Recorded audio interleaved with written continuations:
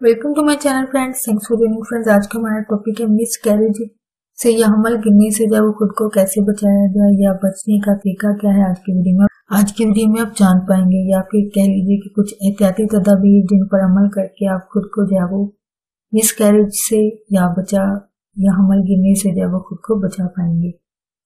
Friends, यहाँ पर request करना चाहूंगी, प्लीज चैनल को सब्सक्राइब जरूर कीजिएगा। इसके सब्सक्राइब बटन पर क्लिक कीजिएगा, सब बेल के आइकन पर भी जरूर क्लिक कीजिएगा। इस पर क्लिक करने से आपको हमारी हर नई आने वाली वीडियो की अपडेट मिल सकेगी और आप हमारी वीडियो सबसे पहले देख पाएंगे। टॉपिक की तरफ आते हैं फ्रेंड्स कि मिस कैरेज से जो है वो खुद को कैसे बचाया जाए। इसके लिए सबसे पहले टिप या तरीका कह लीजिए कि अपना जो है वो बाकायदगी से रेगुलर जो है वो चेकअप अपनी गायना डॉक्टर से जो है वो जरूर चेकअप अपना करवाती रहें, यानी क्लिनिक पे विजिट अपने डॉक्टर से जरूर कीजिए।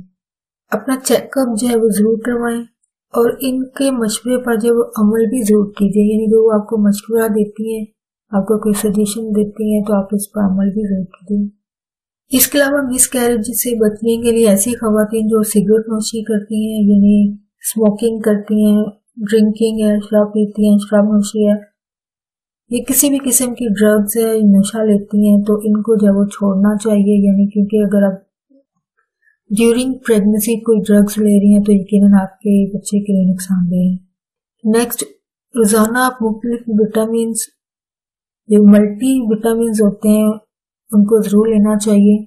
ये विटामिन जो आपको मुख्तलिफ सब्जियों फलों के जरिए जो मिल जाते हैं वो आप इस्तेमाल कर सकते हैं, जिनमें आई थिंक बहुत सारे लोगों को पता होगा A, B, C, D vitamin है और C जो है वो सबसे कॉमन है, यानी आम लोगों को इसका पता होता है, जिसके दूध दही वगैरह और फल इसके जो है जरिए हैं। ऐसी चीजें जिनमें कैफीन जो है वो ज्यादा हो, इनका इस्तेमाल जो है वो आपको कम करना चाहिए, क्योंकि तहकीक के मुताबिक दिन में 2 दफा कैफीन का इस्तेमाल जो है वो मिस कैरेज के खतरे को जो है वो बढ़ाता है।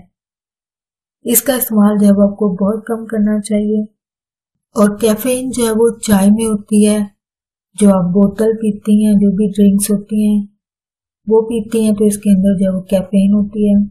और अगर कॉफी पीने की शौकीन है तो कॉफी में भी जो है वो कैफीन होती है, यानी चाय, कॉफी और बोतलें वगैरह जो कि बहुत सारी ब्रांड्स लोग जो है आम घरों में पीते हैं और रोजाना की बुनियाद पर ये पीते हैं, और ये कैफीन का जरिया है। तो कैफीन को कम इस्तेमाल करना चाहिए। जाहिर बात है चाय वगैरह से इंसान दूर नहीं रह सकता, लेकिन थोड़ा उसको जरूर पिया जा सकता है, लेकिन ज्यादा मकदार को इस्तेमाल जो है वो नहीं करना चाहिए।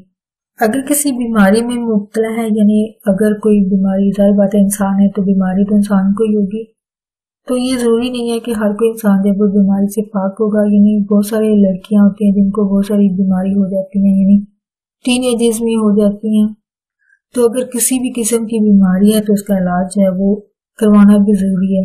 लेकिन अगर नहीं करवाया जाता है तो जाहिर बात है ये मिसकैरेज की वजह बनेगा। तो इसके लिए जो है जरूरी है कि उस बीमारी का जब पहले इलाज करवाया जाए, देन प्रेगनेंसी के बारे में जब वो सोचा जाए।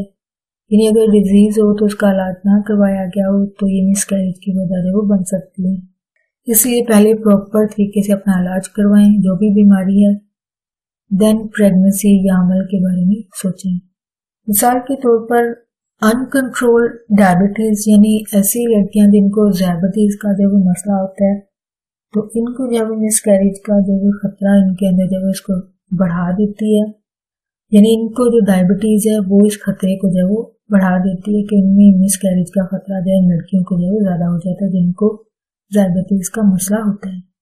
सो इसलिए पहले इलाज करवाया जाए, देन आप प्रेगनेंसी के बारे में सोचें या बच्चा पैदा करने के लिए तैयार हों।